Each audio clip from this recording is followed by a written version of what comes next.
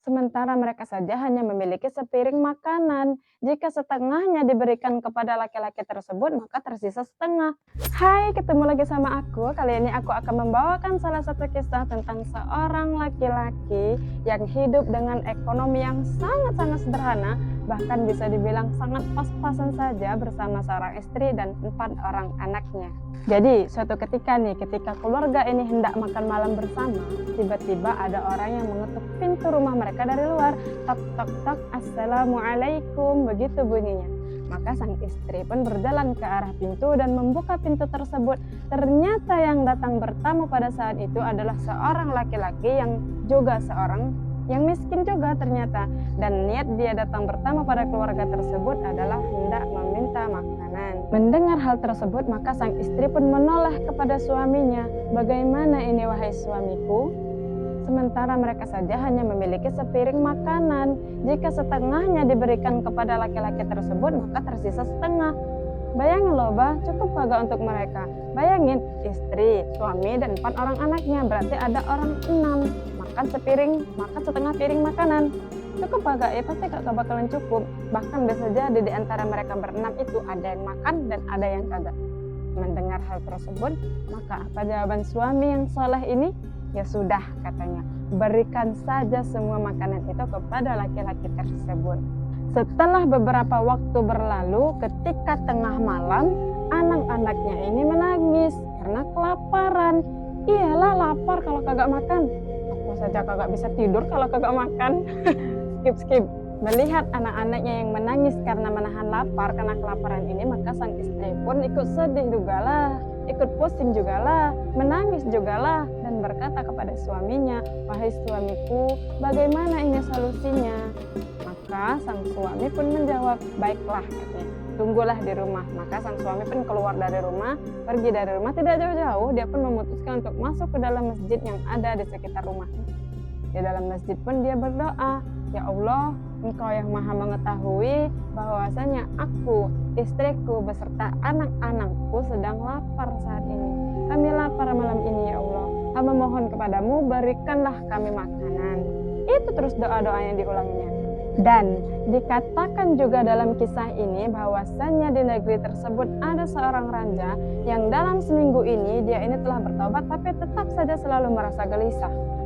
Sampai puncaknya pada malam itu ketika raja ini tidak bisa tertidur karena kegelisahannya ini. Maka dia bangun, dia ambil sekantong uang emasnya, dia ambil sekantong makanan terbaik yang ada di istananya, maka dia keluar seraya berkata, ya Allah, sebagai tanda taubatku kepadamu, akan aku berikan sebagian hartaku ini kepada orang yang berhak untuk menerimanya. Dan sebagai tanda petunjuk darimu, aku tidak akan memegang tali kekang kudaku, aku akan mengikuti kemanapun kuda ini menuju. Jadi dia ini naik kuda, tapi kudanya dibiarin jalan gitu aja, kagak ditunjukin arahnya gitu. Jadi dimanapun kuda ini berhenti, maka disitulah dia akan memberikan sedekahnya tersebut. Dan ternyata kuda ini berhenti tepat di depan masjid, yang ternyata masjid tersebut adalah masjid tempat suami tadi tersebut sedang berdoa meminta makanan kepada Allah.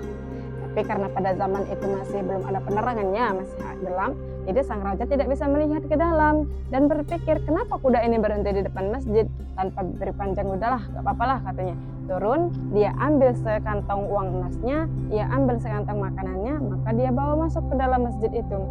Dan di dalam masjid itu dia mendengar ada seorang laki-laki sedang berdoa kepada Allah, yang isi doanya itu adalah meminta makanan. Singkat cerita, setelah laki-laki sang suami yang tadi berdoa dan telah mengucapkan salam, maka didekatilah oleh sang raja dan berkata, terimalah sedekahku ini wahai pemuda, katanya. Raja pun juga mengatakan, jika engkau suatu saat nanti butuh bantuan apa saja, datang saja ke istanaku, maka aku akan membantumu. Apa saja hajatmu, katanya. Dan kalian tahu apa jawaban dari sang suami yang soleh ini? Wahai raja, katanya, jikalaupun nanti aku memiliki hajat, aku tidak akan pernah datang ke istanamu, tapi aku akan selalu datang ke istana Allah, yaitu di sini, di masjid Allah. Allah. Aku hanya akan datang dan meminta kepada Allah pemilik alam semesta ini yang bahkan membuatmu datang kepada saya untuk mengantarkan makanan ini. Masya Allah. Begitu banyak juga hikmah dari kisah kali ini, seperti yang dikatakan oleh Ustadz Khalid Basalamah, bahwasanya apapun keinginan kita, apapun hajat kita, minta saja sama Allah. Mau hal besar, mau hal kecil, minta saja sama Allah. Allah itu pasti akan mengabulkan, entah kapan waktunya yang tepat. Seperti biasa, kalian juga bisa menambahkan hikmah-hikmah yang lain di kolom komentar ya, biar kita juga bisa berbagi dan tukar ilmu. Oke, sekian kisah kali ini. Seperti biasa, kalian bisa support channel ini dengan cara like, share, dan subscribe. Dan kalian juga bisa nyalakan lonceng notifikasi, biar kagak ketinggalan kalau aku upload video baru. See you next video, bye!